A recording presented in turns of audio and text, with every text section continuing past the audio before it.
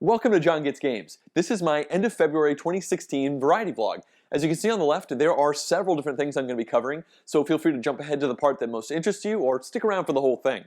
So over the last month, a couple interesting things have happened in JonGetsGames land. The first of these is that Gamelin Games reached out to me to do some playtesting for Tiny Epic Western. This happened after I put out that playthrough for the game when it went live on Kickstarter, and they specifically needed help honing in the details of the solo variant for the game. So that was very interesting. I ended up doing 25 play tests and a bunch of tweaks and writing a whole bunch of emails back and forth. It was really great being involved in the actual end game design of a published board game. That was super exciting, a great opportunity, and hopefully in the future more opportunities like this will come about. And the other thing of note is that the channel has simply been growing at a very surprising rate over the last month to month and a half. I think part of that has to do with the Tiny Epic Western playthrough and Karmika playthrough that I did, two very big Kickstarters.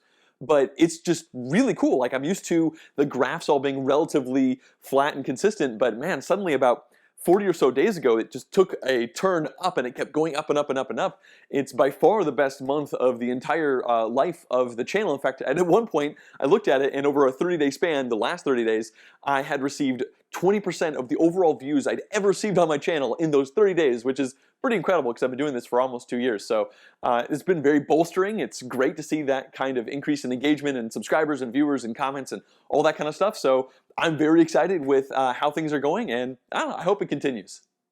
Speaking of increased audience engagement, now let's go into the question and answer section. I asked for questions in the last vlog a month ago, and I got 2 of them. So let's start with Jonesy1977. The question is, what are your top 10 favorite games of all time and why? Also, what are your favorite kinds of games, or would you call yourself an omni-gamer who can enjoy all kinds of games? Well, the answer to the first question is I did do a top 10 board games of all time. In fact, I did a top 20 just this last month, partly because of this question. And if you want to take a look at it, there's a link in the top corner of the video. You can click on that to go take a look.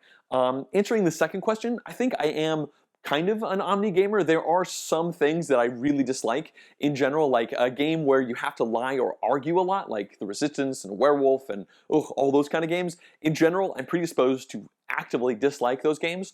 Also, games with timers, like, I don't know, Bananagrams. Oh my gosh, I'm so bad at that game. I really hate playing it because I feel like an absolute moron, because I'm also not great at word games. But I can tolerate word games, but oh my gosh, word games plus like timing stress, I just get so anxious and my brain locks down. In general, I just really dislike those games. When you look to pretty much all other kinds of games, I like most of them. I mean, very, very heavy games that take more than 2 to 2.5 hours. In general, I'm not that big a fan of. I have enjoyed to a certain degree, but they're not something I run for. I'm probably mostly a Eurogamer with lots of indirect interaction and 60 to 90 minute play times. That's where I love games. I just love that kind of stuff. But I do play Ameritrash style games as well. I love throwing dice around, whether it's in a Euro-y sense where you're doing interesting, complicated things with them, or just throwing dice every single turn in a Yahtzee style setting. I like both of those things. I think in general, I shy away from abstract games a little bit where there's like zero randomness, because it almost starts to feel like work if you're just doing my mind versus your mind, just going at it. I can enjoy those to a certain degree, but like I said, I think Euro games are my center, but I do like a good variety of games. Party games, I've enjoyed to a certain degree, but I very rarely find myself actually going out of my way to play them. The second question comes from Hua Chen, who says, regarding your Cyclades review, I have pretty much the exact same base game problems. I've heard the expansions fix these problems, particularly Titans, but I wanted to get your thoughts on if you've played it. Now, one of the reasons I'm answering this is because many people have asked me this question. And to sum up my issues with Cyclades, it was a wonderful gaming experience that had a very unsatisfactory endgame, usually due to a Pegasus card or a couple other circumstances where you could be having tons of fun and then the last 10 to 15 minutes are just, a big letdown. You don't feel like you get the big payoff. And no, I have not played any of the expansions for Cyclades, and I want to at some point. Like I've mentioned, thinking about going out of my way to get it, but it's pretty expensive, and if I'm being honest, in general, I don't actually like expansions that much for board games. I'm not a big expansion person. It seems like usually when I get an expansion for a board game, I will never play it again. I got the Leaders expansion for Seven Wonders, and like 2 years ago, I've still never played it. I feel like the moment I get an expansion, my interest just tanks down. I got the expansion to Evolution. I haven't played it since I got that expansion. And so I feel like if I got the expansion for Titans, I probably would never get around to actually playing it.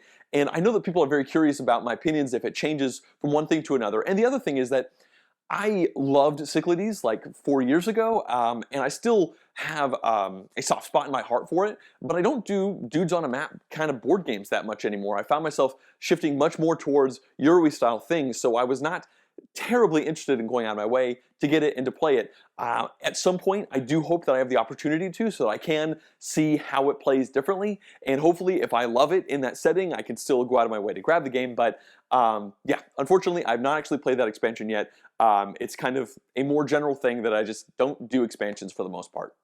I hope to be answering more questions like this when I do future vlogs, so please send them in to me if you have some questions of your own that you'd like me to answer in the next one.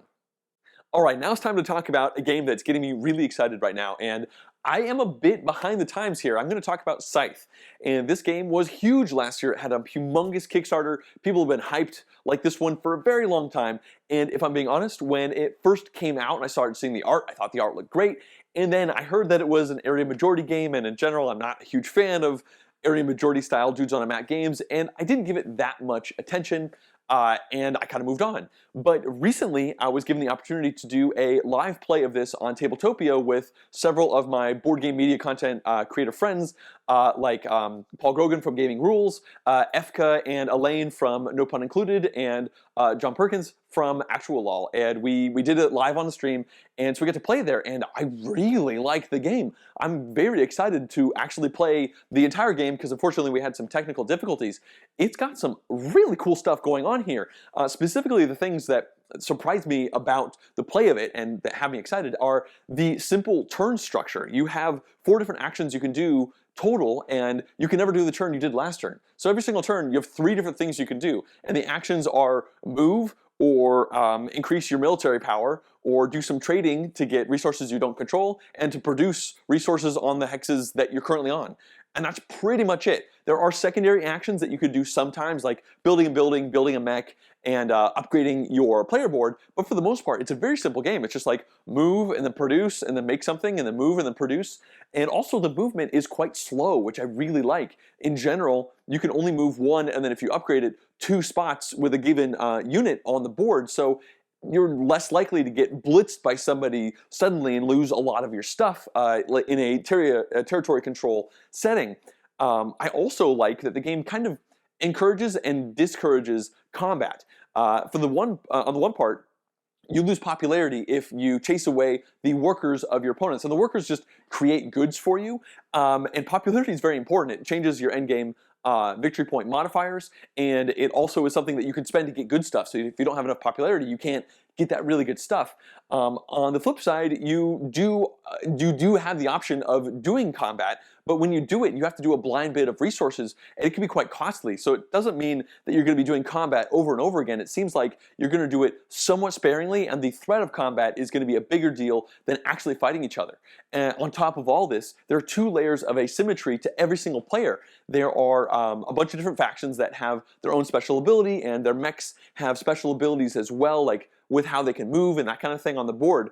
But you also get a random secondary player board that are also all asymmetric. So every time you play the black faction, for instance, you will probably be playing with a different set of actions on the bottom. So it's most games when you have asymmetric factions, every time you play that faction, it's going to be similar. But no, not right now, not with Scythe, because you might at one point have the faction that makes mechs really easily, and suddenly you have lots of mechs and you're going to play that way. Or you can have the faction that's really hard to make mechs, but you can upgrade really easily. In that case, you change your plan accordingly. It's got a whole bunch of cool stuff going on. There's a lot more, and I think I've probably talked about it enough at this point, but I am very excited to play this game more now that I played it a little bit. I essentially needed a little bit of a taste to see what was going on, and now that I see how much is going on and how simple it's all cut up into little bite-sized pieces, but how much depth and potential for strategy there are in the game, I'm very excited to give this one a lot more attention. So now let's go into my gameplays of note segment, and here I'm going to talk about specific sections of games that I played and why they stood out to me. The first of these is a game called Stone Garden, and right off the bat, I had never heard of this game before I went down. I do a twice-a-year trip, 500 miles south. I drive down to spend a long weekend with some college friends and play a bunch of board games and just hang out and see their kids and all that. And when I arrived there, one of them had borrowed this game called Stone Garden from a coworker, and she asked me what I thought about it, and I said, I've never heard of it. And then I saw the bits, and I was blown away. It is this gorgeous production game of tile laying, where you're putting little tiles down that have like raked sand patterns on them, and then you're placing these amazing stones down. I genuinely thought they were actually made of stone at first. Then I picked them up and saw they were flat on the bottom, and they're obviously made of some sort of plastic, but they are gorgeous. Like, the entire production quality of this game is really cool. So then I started reading the rules, and it was published in Japan, and it's quite difficult to find it, actually, and it's also quite difficult to find a good set of translated rules online. So I read a couple different ones, and we ended up playing it for the most part correctly. And the big thing that stood out about this game, it's a tile laying game, is that it's a little bit different than standard tile laying game, where you draw a tile and you put it down, and then where you put it is what matters. In this game, you can actually give tiles to your opponents. You can say, hey, do you want this tile? It's not very good for me. And if they take it, then you get some virtue points, which are essentially a currency that let you place the stones in your garden.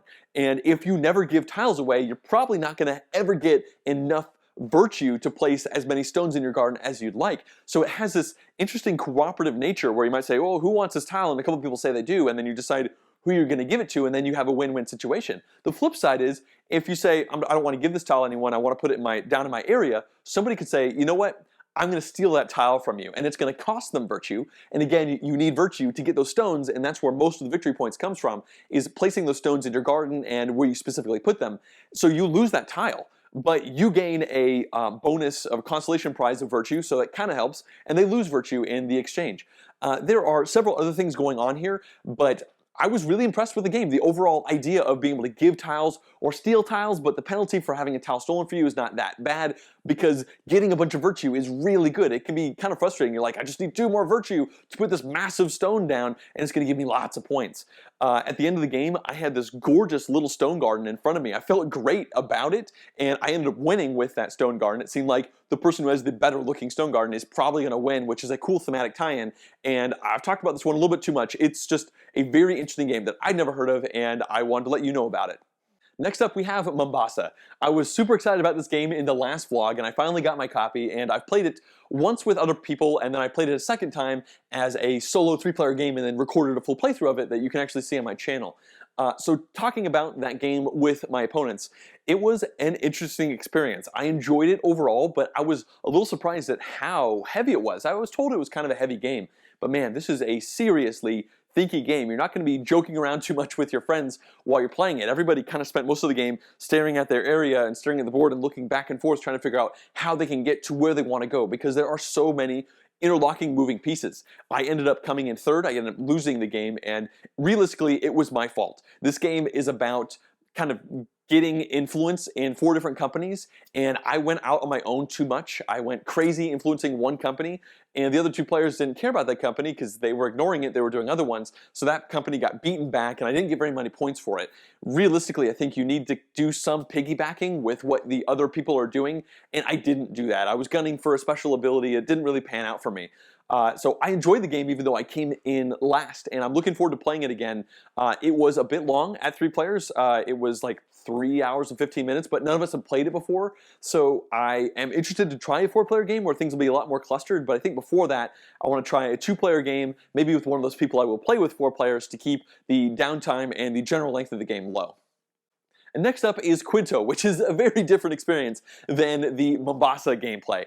This game has 3 different colored dice in it, and a pad of scoring sheets and some pencils, and that's it. It is essentially the big brother to Qwix. It's produced by the same company that makes Qwix, and I was very excited to give this one a shot once I read the rules, because it seemed like a very simple dice game that had a surprising number of decisions. So I've now played it 2 players and 6 players, but specifically I want to talk about those 6-player games. it was a surprisingly engaging and loud, fun experience. First of all, it's a fun game in general. You are doing lots of things. Every single turn, somebody rolls a dice, and everyone around the table gets to write numbers down on the little pad, and where you write them down is going to have significant ramifications on the future. So you want to think about where you're going to put it, and you usually have quite a few slots, especially in the early game. What I wasn't expecting is how many stand-up die roll type situations there were, because since when that person across the table rolls the dice, you get to use it, you are so vested, and you're like begging them, like, no, no, no, don't use the orange die, use the yellow and the purple die. And and then somebody across the table is also begging for something else, and they roll the die, and while the dice are bouncing around, you're like, please be a 6. And then if it ends up being a 6, you just stand up, you're like, yes! And you feel so engaged. It wasn't even your turn. Like, that other person across the table decided what dice to roll, but man, you're just so vested. And the game has a reroll mechanic, where if you roll the dice, you don't like it, you could roll it again, which seems like on its face to be a luck mitigation factor, but what we found is it was a awesome sense of tension, because somebody would roll the dice and it would be the number you want, and you'd see them go to re-roll it and you'd just be so heartbroken, or you would see them re-roll it and they get the number you wanted and you're just so happy. I was really surprised at how engaged and fun the overall experience was. We played it back to back with 6 players last weekend or so, so I'm looking forward to playing this one a bunch more. The sessions I've had have been quite a bit of fun. Now let's talk about Deception: Murder in Hong Kong. I played this a few times, but specifically I played an 8-player game of it last weekend. And just to give you some background, this is a hidden role style game where most of the people are investigators, but one person is going to be the murderer, and then one person knows who the murderer is, and they're trying to communicate that to the rest of the people using a very abstracted, shackled, voiceless system where they put little tokens down onto boards with a bunch of clues on it. And so it might be like, what was the person wearing? And you could talk about how they were wearing nice clothes or shabby clothes, or they were naked, and they could try to figure out what that means as to far as how this person was murdered and where, because every person has several pieces of evidence and several pieces of murder weapons in front of them. So what ends up happening, you don't argue about who was the murderer and who wasn't. You just say, I think they used this weapon and this key piece of evidence points to that person being there, to one person, and if you are the murderer and somebody does that to you, you just make a good argument for somebody else's. There's no malice. When you make an accusation about something, or even just postulate that it might be this kind of thing over on that other person, they never get bristled and like, no, it can't be me, it's that other person. They usually say, that's a pretty good point. If you look over there, there's also this other thing. So it's like a very pleasant experience. So anyway, the 8-player game, we threw in extra roles. You could throw in an accomplice and a witness. So the accomplice is kind of on the murderer's side, and the witness is on the investigator side. The accomplice is they win if the murderer does, and the witness knows who the accomplice and the murderer are, but they don't know which.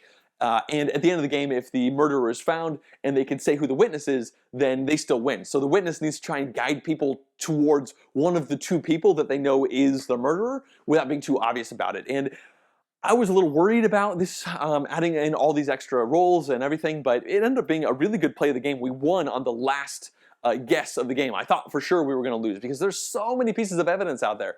But the final guess that somebody made won us the game, and then they couldn't guess the witness. It was a really fun experience, and in general I've had fun with Deception. I'm probably going to be doing a full review of it relatively soon. But this specific play, I was happy to see how well it was at 8 players. The box says it plays 4 to 12 players, and it looks like that's probably a relatively accurate assessment. And lastly, we have Safranito, which I played at Victory Point Games down in Berkeley. They had it in stock. This game came out quite a while ago, and I saw the Dice Tower review of it, and I was pretty intrigued because it's a dexterity-based Euro game where you are throwing chips down onto the board, and where they land will let you buy goods and sell goods. So you're trying to buy low and sell high, obviously, and then you actually make different sets of goods, but you also need to be able to land this disc on a certain spot on the board to even have access to it. And the disc has a hidden aspect to it with some numbers, and based off of how many people land on that will increase how much it sells for, and there's a whole bunch of weird things going on. So I was happy to get a 4-player game of this done, and I lost by a very large amount because I was not playing correctly, I don't think. I mean, I was playing correctly, but I spent most of my money on getting my first card, because what you're trying to do is you win if you get 3 of these set collection cards, and so you're trying to buy low, sell high to get money, but realistically you just need money to buy the correct things in order to make those sets work. Like, having a lot of money in the game doesn't matter. And I was dumb. I spent like all of my money in the maybe a third of the way through the game, and then I spent the next third of the game just trying to get some money back. And by the time I was rolling again, somebody won the game. But it was a weird experience. I feel like 2 out of the 4 players, me being one of them, enjoyed it quite a bit. I'm intrigued to try it again. And then the other 2 people were pretty lukewarm, and I could probably convince them to play it again, but not necessarily, because it really is a weird situation. Like you have this Euro-y side where you're trying to buy low, sell high, make sets. You know, what are your opponents going to do? Can I get there before they do? But then also you can just throw your chip down and miss, and all your plans are gone. You know, or you hit it, and then somebody else throws theirs down, and it knocks yours out. And you're like, oh crap! Now I can't do anything with that. My plans for this turn are kind of borked. So it's a weird mental dichotomy that I found a little bit refreshing and definitely a bit goofy. It was a quick game, like 40 minutes, so if it was too much longer than that, it would probably start to overstay its welcome with its wonky weirdness, but I enjoyed playing it. I hope to get it out again. And now for the last segment, which is new games I've acquired since the last time I did one of these vlogs. I only got 10 games over the last month and a half, which is actually pretty good for me. I'm trying to pull back on the reins a bit. And 7 of these games came from one big order from Card House, where I got like Mombasa, Nippon, Signorie, Dimension, a whole bunch of games. And as you can see over there's quite a few different games that I got. And I was looking at it, and I've played almost all of these now. In fact, I think the only one I haven't played yet is Signorie, and I'm hoping to fix that in a week or 2. So I feel pretty good about getting these games onto the shelf and then getting them onto the table at least once. I've enjoyed every one. Like, none of these have been a stinker yet. You might have noticed that I had no disappointed with section in this vlog, because I have not played any bad games in the last month and a half, which is pretty cool. Like, I feel very fortunate to be able to say that. So yeah, let's wrap this thing up. Thank you for watching this vlog. I hope you found it interesting. Once again, if you have any questions you'd like me to answer in future Q&A sessions, please either email me or put a comment down in this YouTube video. There's all sorts of ways. I'll throw it in and I'll get it answered. If you'd like to see more vlogs like this one, as well as in-depth board game reviews and full game playthroughs, please subscribe to my channel. You can also directly support the channel at patreon.com/JonGetsGames. Thanks for watching.